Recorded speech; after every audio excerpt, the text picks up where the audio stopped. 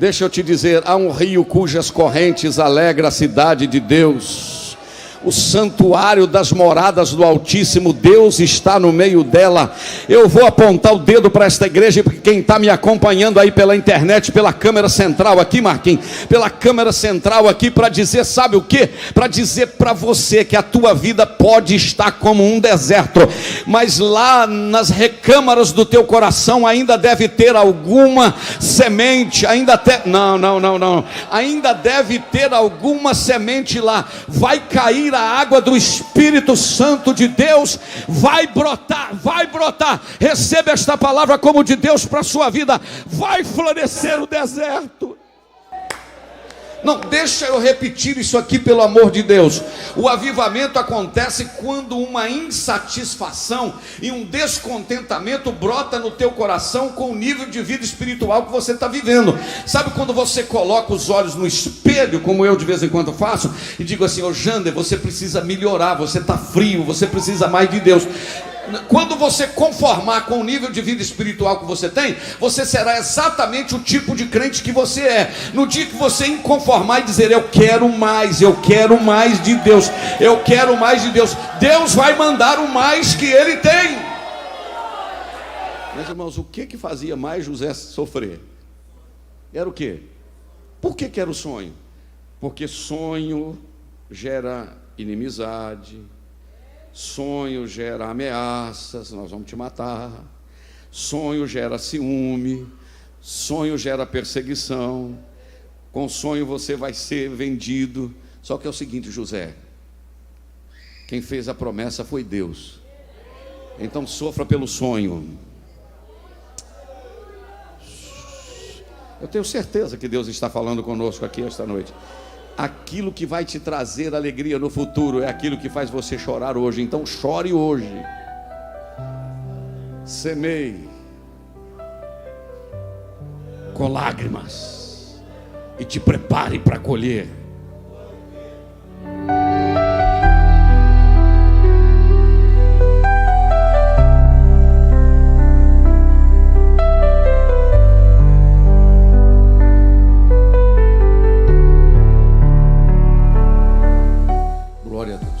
Aos irmãos que estão nos acompanhando pela internet, eu gostaria que você compartilhasse o link para que mande no grupo da sua família, de WhatsApp, compartilhe no seu Facebook, no YouTube, para que um grupo maior de pessoas possa estar acompanhando o culto esta noite.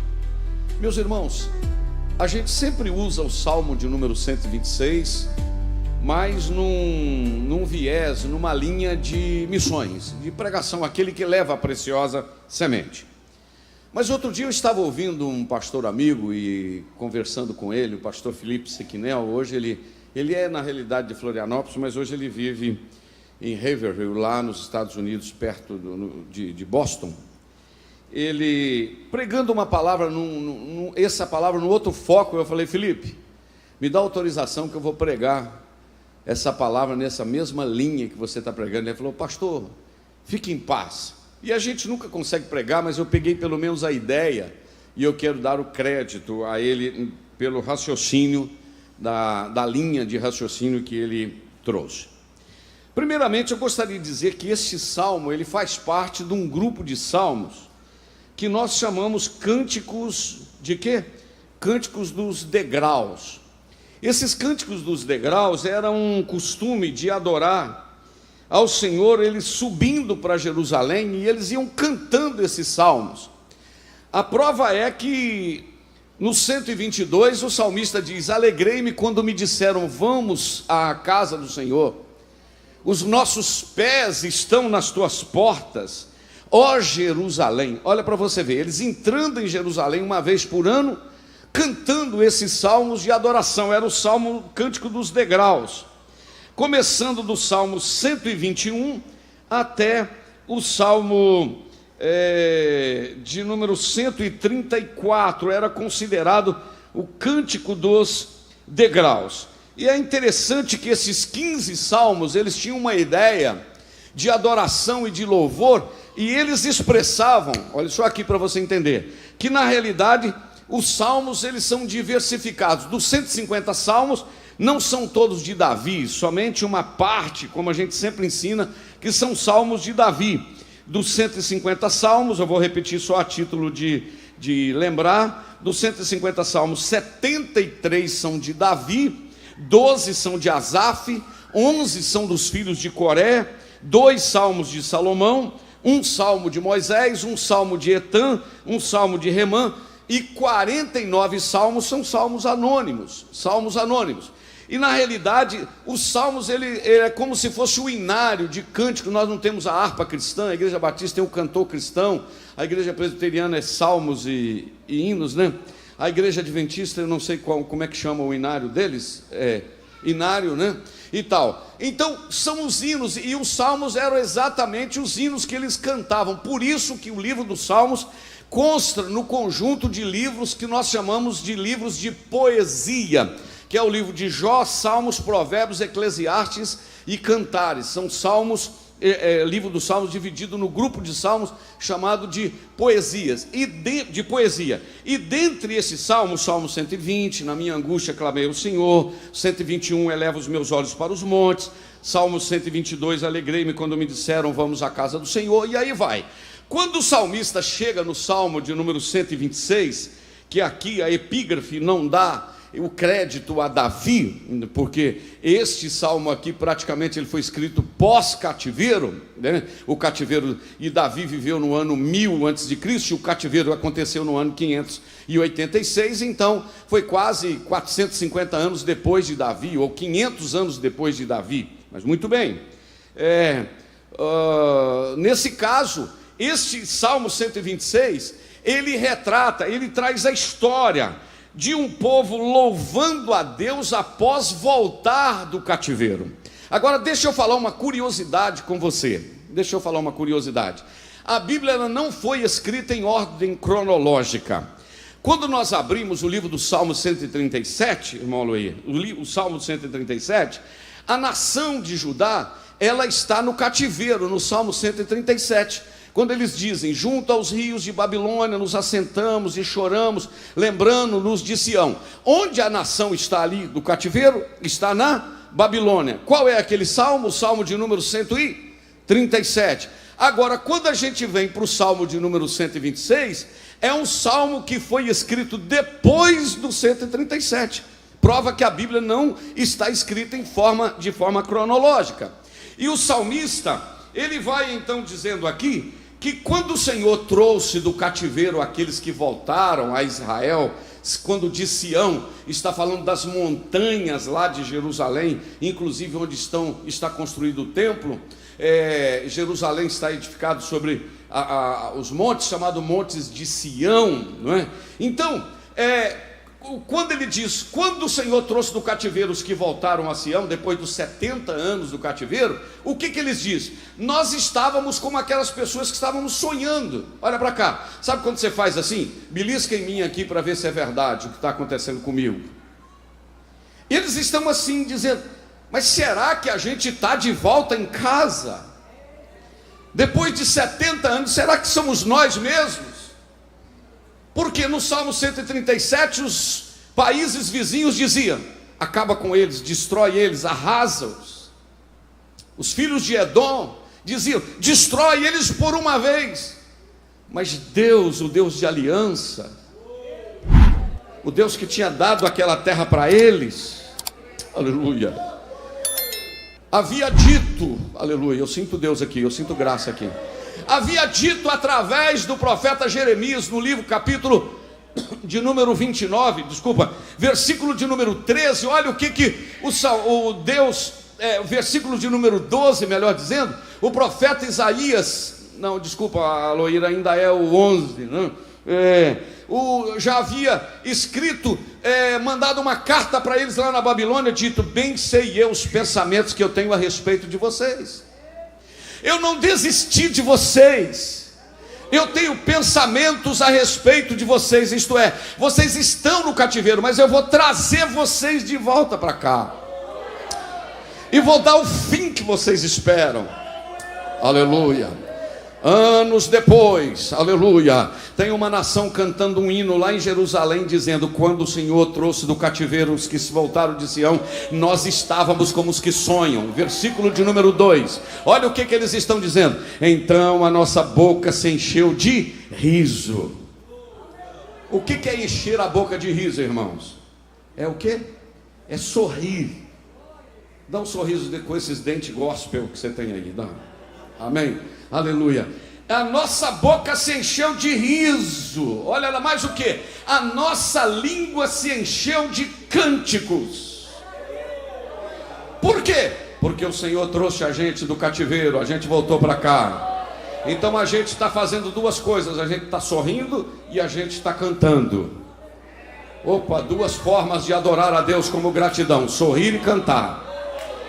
Quando você vê esse cidadão Daniel Antônio da Silva sorrindo, glorifica a Deus, porque é a forma que ele tem de adorar a Deus. Sabia? É a forma que, pode ser qualquer situação. Você pode observar o Daniel, né, Daniel? O culto está pegando fogo, o Daniel está olhando para o lado e rindo, porque é a forma que ele tem de adorar a Deus. Quem crê nisso? Oh, glória!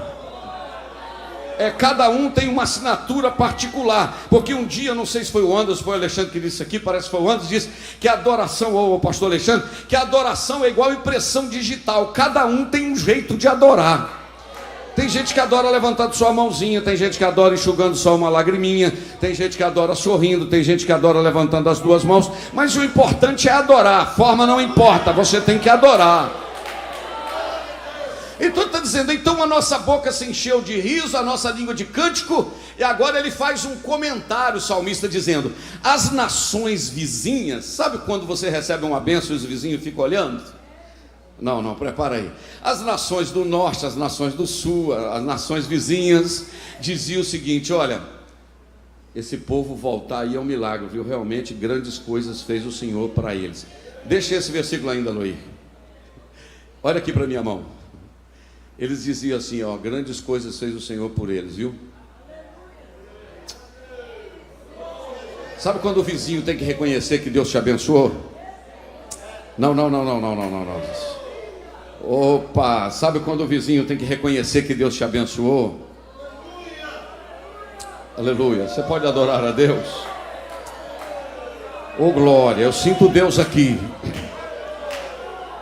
Aí quando os vizinhos estão dizendo, realmente grandes coisas fez o Senhor por eles. Aí o que os israelitas dizem, o versículo 3? Vocês têm razão.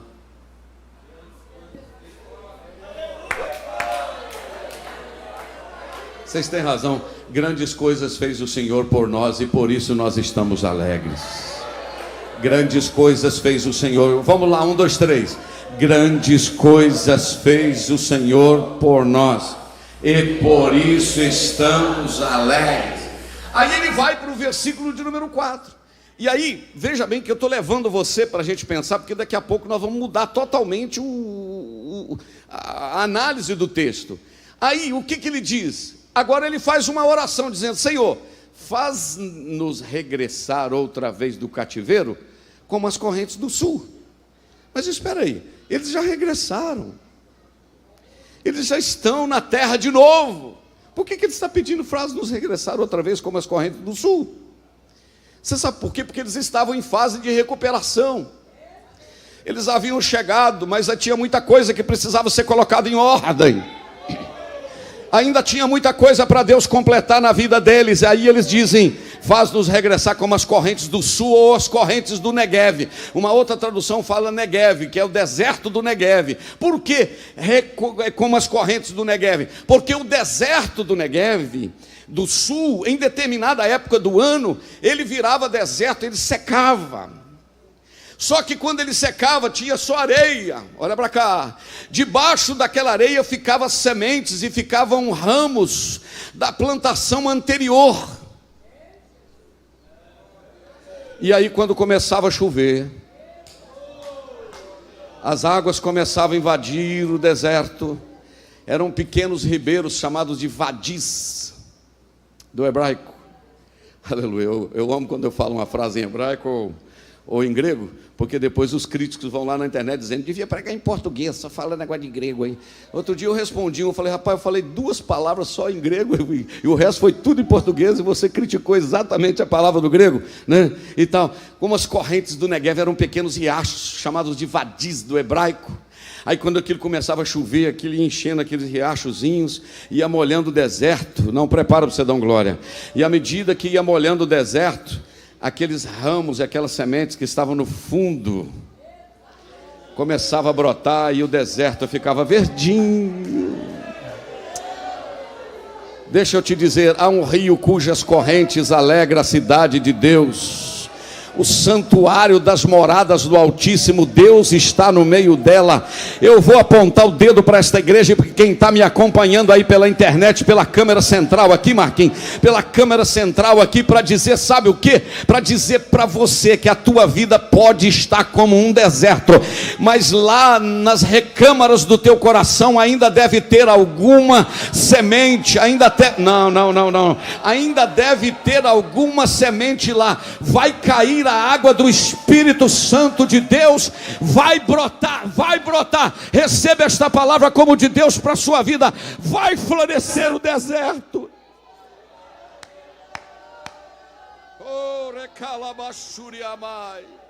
Vai florescer o deserto vai voltar a florescer, porque não há deserto que suporte.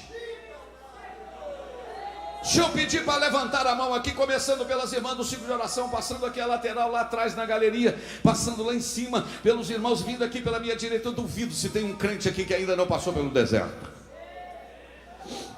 Só que Deus é especialista no meio do deserto fazer brotar água. Alguém vai olhar e vai dizer: grandes coisas fez o Senhor por ele, grandes coisas fez o Senhor por ela. Olha, escuta o que Deus me manda te dizer. Alguém já olhou e já decretou a tua falência, já disse: essa mulher não tem jeito, esse homem não tem jeito. Mas depois que o rio de Deus voltar a jorrar, vai ter jeito sim. Quem pegou? Vai ter jeito sim.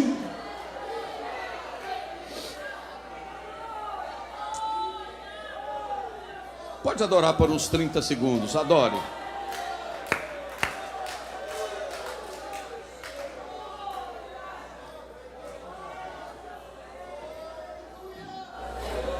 Se eu fosse você, não parava de adorar.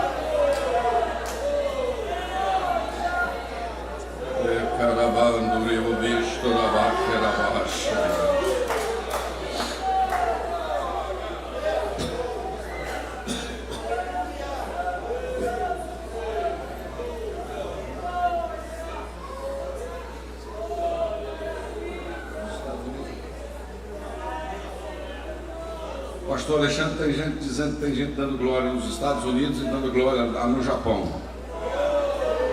E você aqui dentro ainda não deu, né? Pode adorar a Deus. O que eles estão querendo? Um renovo. Eles estão querendo a vida e vida de Deus.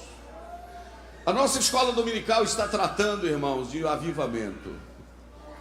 Das 6 lições do mês de janeiro, eu estive presente em 5 delas. Está tratando de um avivamento. Oh glória, oh glória, oh glória. Eu não sei se você está sabendo pela rede social aí que nos Estados Unidos, só não guardei o nome da cidade, em uma universidade tem uns 3 ou 4 dias que um grupo de pessoas reuniu para orar. Me esqueci, Robson, o nome, alguém lembra o nome? Um grupo reuniu para orar numa universidade, é um templo dentro de uma universidade. E eles começaram a orar e Deus mandou uma glória tão grande que já tinha 100 horas que eles estavam orando e não conseguiam parar de orar. Saíam, iam para casa, chegava mais gente. Hoje o pastor Vitor falou que o irmão dele e um outro irmão dele estão caminhando para lá para pegar o negócio. É oração dia e noite, uma glória, uma presença. Como? Agora já começou em outra igreja lá nos Estados Unidos. Irmãos, o meu desejo é que um grande avivamento invada, aleluia, aleluia, porque desde a primeira lição, pega aí, porque Deus vai colocar agora uma unção no seu ministério, na sua vida. Eu ainda não falei o que eu vim pensando em falar, que é a mensagem do meu amigo Felipe. Até agora eu estou agarrado aqui, mas vamos ficar até onde Deus quer. Pega para o seu ministério, pega para a sua vida, minha irmã, meu irmão, pegue para a sua vida. Eu falei isso aqui na abertura da lição da escola dominical, do livro de Russell Shedd, sobre o avivamento. Ele diz que o avivamento acontece, presta atenção nisso, presta atenção nisso, o avivamento acontece quando há um inconformismo, há uma insatisfação com o nível de vida espiritual que a gente está vivendo. Não, deixa eu repetir isso aqui, pelo amor de Deus. O avivamento acontece quando uma insatisfação e um descontentamento brota no teu coração com o nível de vida espiritual que você está vivendo. Sabe quando você coloca os olhos no espelho, como eu de vez em quando faço, e digo assim: ô Jander, você precisa melhorar, você está frio, você precisa mais de Deus. Quando você conformar com o nível de vida espiritual que você tem, você será exatamente o tipo de crente que você é. No dia que você inconformar e dizer: eu quero mais de Deus, eu quero mais de Deus, Deus vai mandar o mais que Ele tem. E isto se chama avivamento. E eu estou sentindo que uma graça está caindo aqui dentro, e um avivamento começa na vida de crentes aqui hoje. Só que não é um avivamento daqui de dentro só, é um avivamento que sai para fora, um avivamento que tem a ver com perdão, é um avivamento que tem a ver com confissão de pecado. E escuta o que eu vou dizer, é a palavra profética. Não se preocupe com o movimento que Deus fez, porque Ele está colocando as coisas nos trilhos. Porque tem hora que Deus tem que dar uma sacudida na gente, irmãos. Porque a gente não ora, Deus permite uma prova para a gente orar. A gente não jejua, Deus permite a prova para a gente jejuar. A gente não lê Bíblia, Deus permite a prova para a gente ler Bíblia.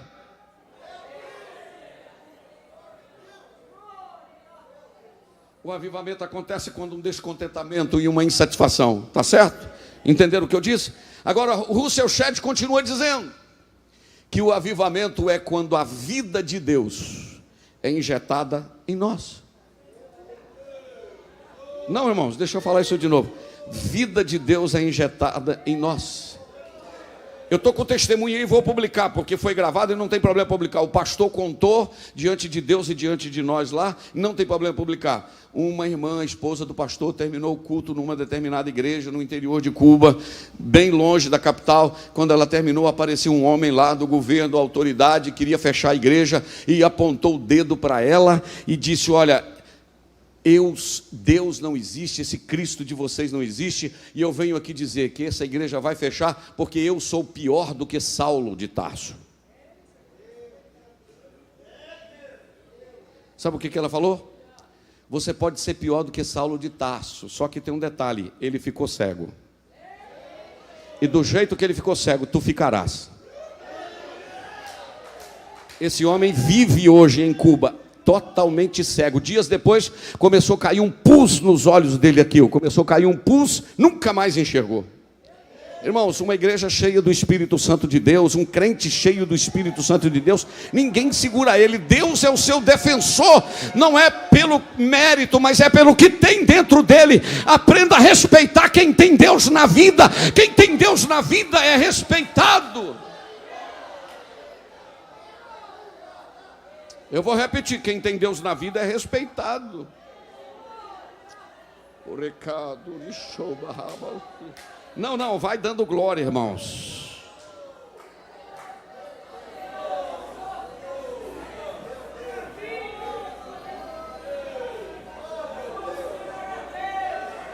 Levante sua mão, adoro um pouquinho.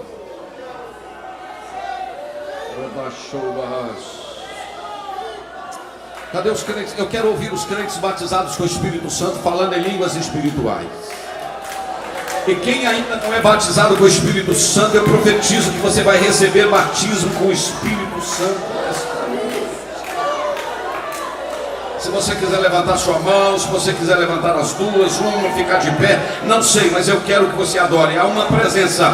O salmista disse: faz-nos regressar do cativeiro outra vez como as correntes do sul. Há um rio cujas correntes alegram a cidade de Deus.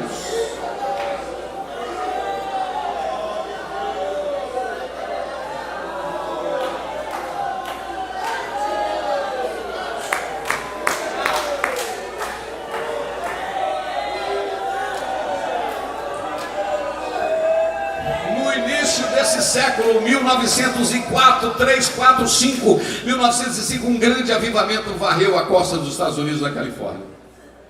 E desse avivamento chegou aqui.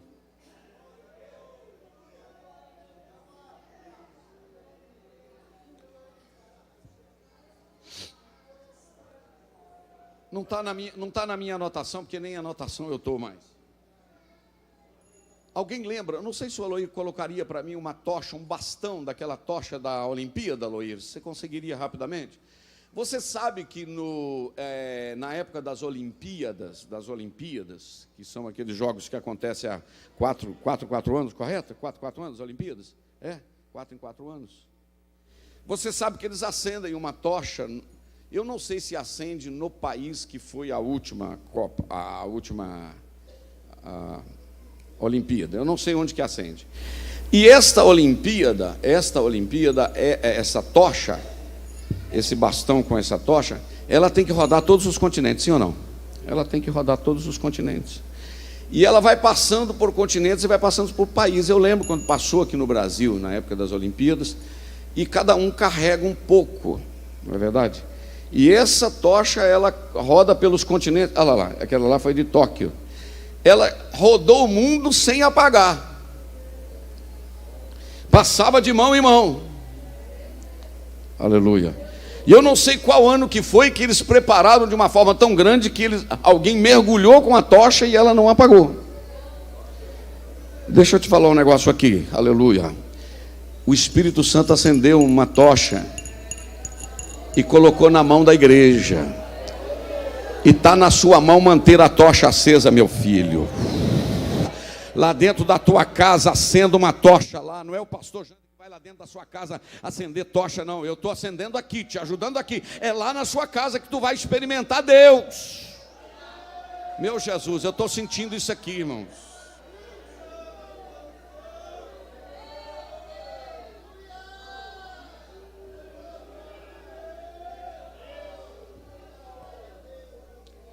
Não está na Bíblia isso. Então é a história que traz isso. O quê?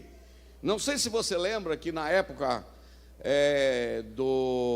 lá do deserto, quando eles iam mudar o tabernáculo de lugar, porque a nação de Israel, vê se você acha, Aloir, uma foto aí do braseiro do tabernáculo, que hoje a mídia nos ajuda muito, né? Escute aqui o que eu vou lhe dizer. O povo de Israel no deserto fez quantas jornadas? Alguém lembra? 42 jornadas no período do deserto. 42 jornadas. E dentre essas jornadas que eles fizeram, a partir do que o tabernáculo estava pronto, eles tinham que mudar o tabernáculo de lugar. E quem mudava o tabernáculo de lugar não era qualquer pessoa, eram os levitas. Cada um tinha a sua função. 3 classes de levitas: os gersonitas, por causa de Gerson, filho da família de Arão, os coatitas e os meraritas, coatitas e gersonitas. Um carregava a corda do tabernáculo, outro carregava aquelas coisas que fincavam o tabernáculo no chão, outros carregavam as cortinas, outros carregavam a arca do concerto, que era mais sagrado. E tinha um negócio que era o braseiro. O braseiro. Só que tinha uma palavra de Deus. Qual era? Levítico 6,13. O fogo. E o quê? E não. Vamos lá junto, 1, 2, 3. O fogo arderá continuamente sobre o altar e não se apagará. Se vai mudar o tabernáculo de lugar, tinha que mudar o fogo do altar. Então tinha uma peça que era o braseiro, e tinha uma turma que carregava o braseiro, só que o fogo não podia apagar, mudando de um lugar para o outro. Aí um professor meu, profundo, professor de grego e hebraico, eu falei grego e hebraico de novo, aí vão me pegar de novo, né? Um professor profundo conhecedor de história de Israel, né? E tal. Ele dizia que quando eles estavam carregando o braseiro pelo deserto e ventava muito, um grupo de sacerdotes circulava o braseiro e o vento passava por fora. Tem vento de luta soprando, querendo apagar o fogo do teu coração? Peça ajuda, peça oração, aleluia. Vamos juntar um grupo de sacerdote em volta do braseiro, não vai apagar, não vai apagar. Essa mocidade agora vai acabar, esse ciclo de oração agora vai acabar, essa juventude, essa igreja não acaba, porque aqui tem fogo aceso e tem gente conservando o fogo do braseiro.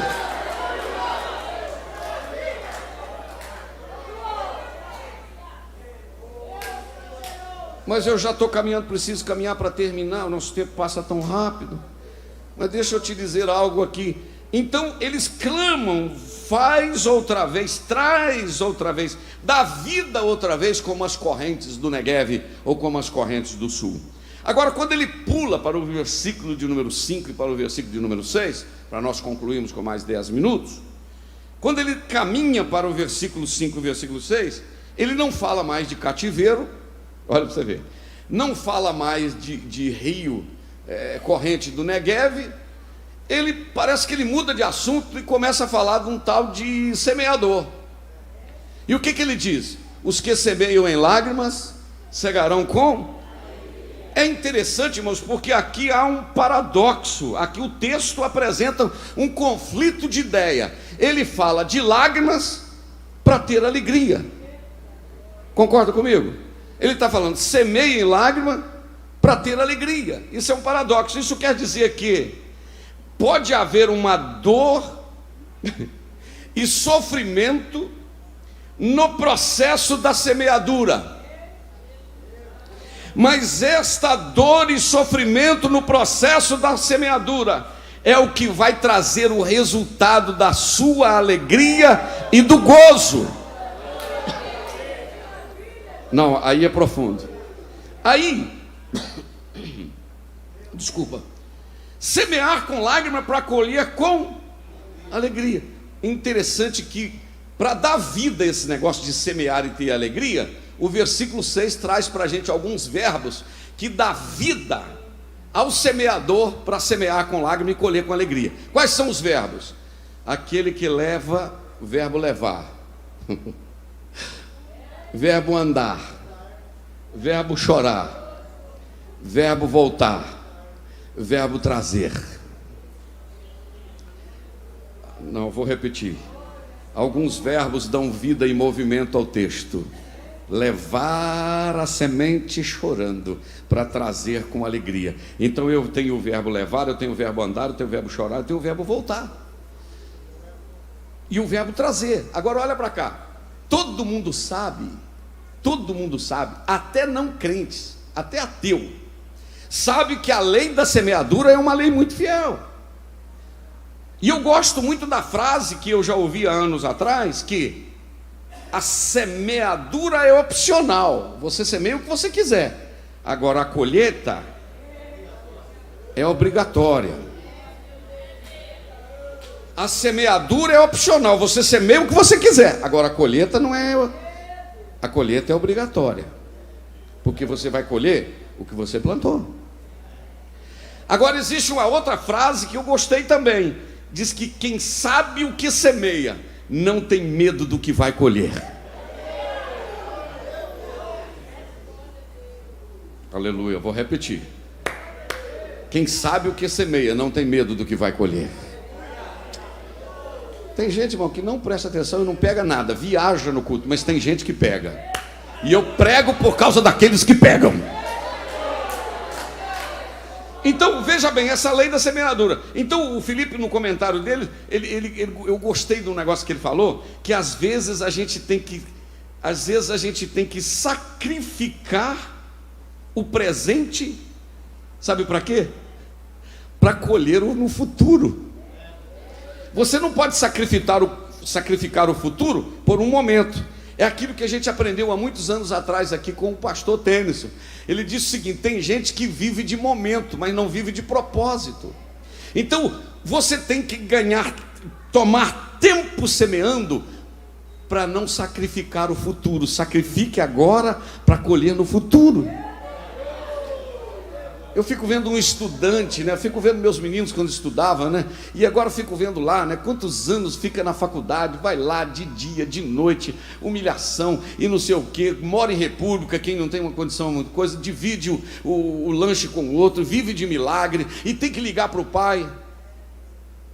Mas essa é a minha dura. Está sacrificando o momento, o presente, para colher no futuro. Deixa eu te falar um negócio. Aqui ninguém nasce grande não. Quem nasce grande é filho de elefante. Aqui a gente tem que aprender da semente. Vai devagarinho, estuda, vai semeando agora, porque você chora agora, mas daqui a pouco a recompensa vem, porque é aquele que leva andando e chorando.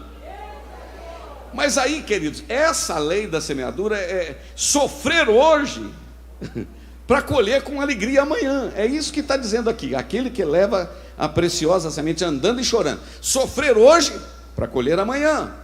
Ok. Mas aí o Felipe falou um negócio que isso é que me quebrou e me levou a trazer essa ideia aqui para você. Eu anotei aqui e fiz questão de imprimir agora à tarde. Veja bem, aquilo que te traz alegria é aquilo que te faz sofrer primeiro. Não, vou repetir. O que mais te traz alegria é também aquilo que mais te faz chorar. E aí ele mencionou alguns casos, e eu vou acrescentar um aqui. Ele mencionou Abraão. Abraão, irmãos, vivia diante de uma promessa. Qual era a promessa? Você vai ter um filho, vai ser uma grande nação, areia do mar, estrela do céu, benditas todas as nações em ti. Olha que promessa. Mas é esta mesma promessa que fazia ele acordar todo dia e dizendo: eu tenho promessa, mas eu ainda não tenho filho. Eu tenho promessa, mas ainda não tem como cumprir. Quer dizer, a mesma promessa que te faz caminhar é a mesma promessa que te faz chorar. Eu acho que é profundo isso. Aí de vez em quando aparece Deus no cenário e diz: Abraão, fica tranquilo que eu estou cuidando. Abraão, fica tranquilo que eu sou o El Shaddai. Abraão, fica tranquilo que eu sou o Deus Todo-Poderoso. Abraão, fica tranquilo, Abraão, aleluia.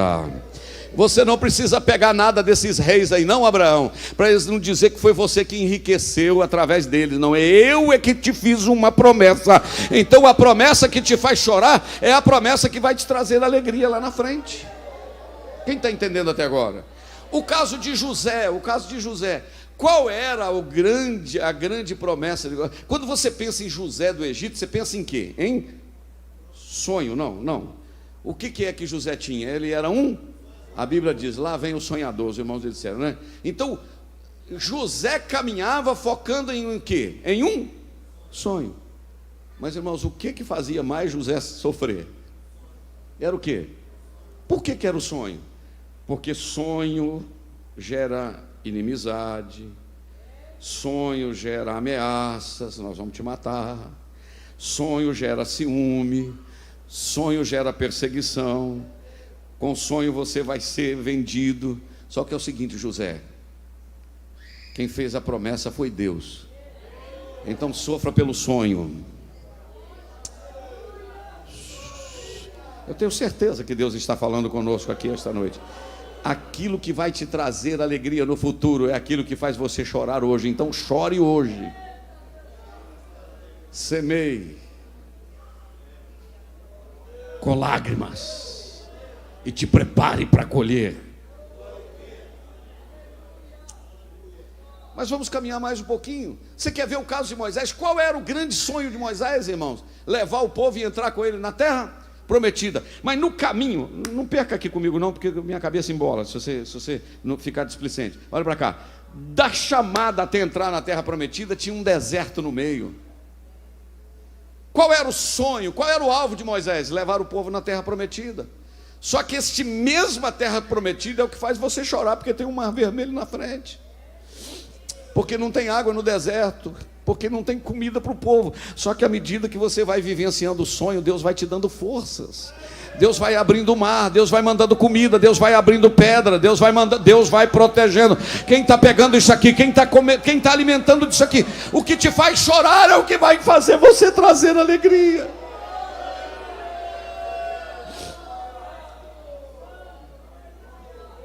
Vou tocar num outro assunto aqui, irmãos.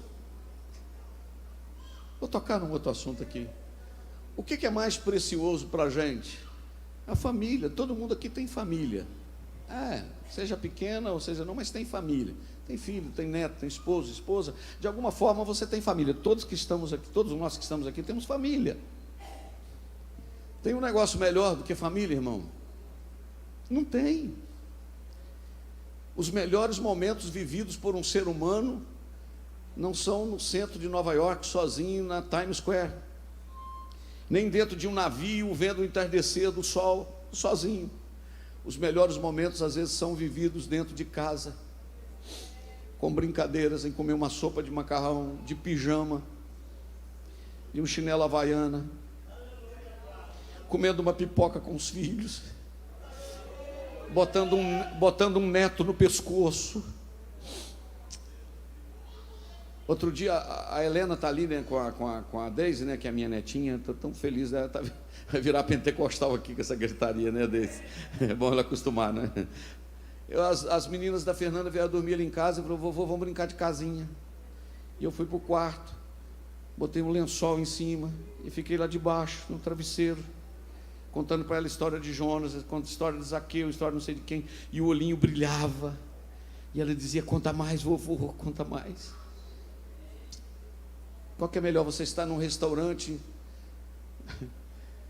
em Londres, sozinho, olhando para a beleza de uma cidade, ou estar debaixo de um telhado, de um lençol, contando uma historinha para um neto ou para um filho? Porque o que faz você feliz não é o lugar, é a companhia. Opa, eu acho que aí eu fui forte, né? É a companhia, é o casal, uma viagem a sós para conversar, é comer um ovo frito com arroz. Esses momentos, isso traz muita alegria. Agora deixa eu te falar uma coisa: o mesmo que nos dá tanta alegria é a mãe que, ao ouvir a bebezinha dizendo mamãe pela primeira vez, ela falou mamãe, essa mesma criancinha que te deu na maior alegria é a mesma criança que vai fazer você chorar, porque você vai ficar preocupado depois. Só que é o seguinte: não tenha medo de chorar por aquele que te traz alegria. Oh glória. Não, então eu não vou ter filho, eu não vou casar, eu não vou não sei o quê, porque não. Toque a vida, porque aquilo que te faz chorar é aquilo que vai te trazer alegria.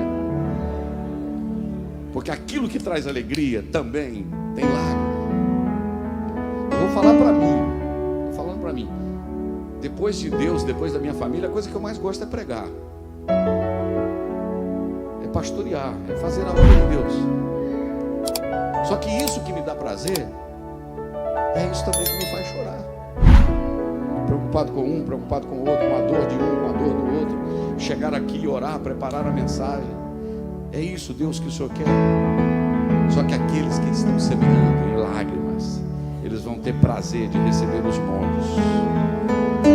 Aí eu vou terminar falando de Jesus. Oh glória, a gente sempre termina com Jesus, aí é lindo, né? Qual era o alvo de Jesus? Salvar a humanidade. Mas nesse caminho tem o quê? Tem um Getsemane, tem uma cruz, tem uma traição, tem um abandono, tem dor, tem cansaço. Mas quando você tem um alvo, você segue chorando pelo alvo. Não, você não entendeu. Você segue chorando pelo alvo. Você está dizendo: estou semeando com lágrimas, mas eu sei que a colheita vai ser certa, porque aqueles que semeiam em lágrimas cegarão com alegria. Fica de pé comigo adorando a Deus.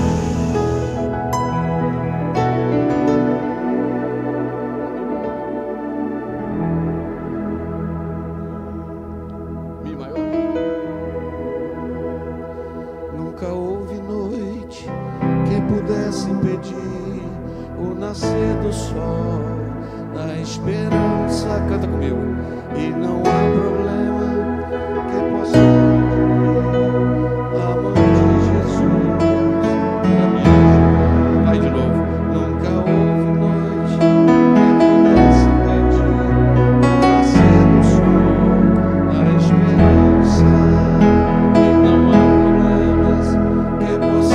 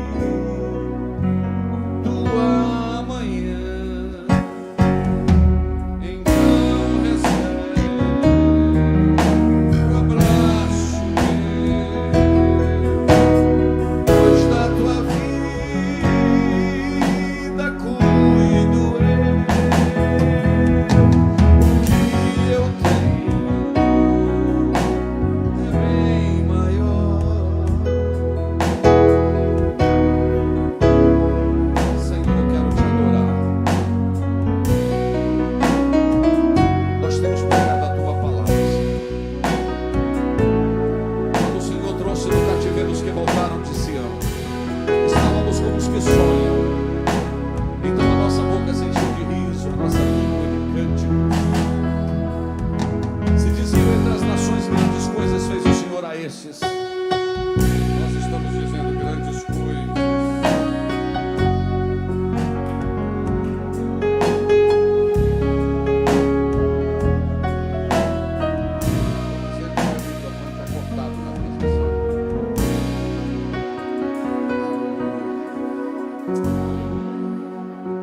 Senhor, eu te adoro. Aquele que leva a preciosa semente andando e chorando. Eu quero abençoar esta igreja, Senhor, nesta noite. Que um grande avivamento caia no nosso meio. Que vidas sejam levantadas para a oração, para o clamor. Oh glória. O Senhor está mandando um avivamento nos Estados Unidos.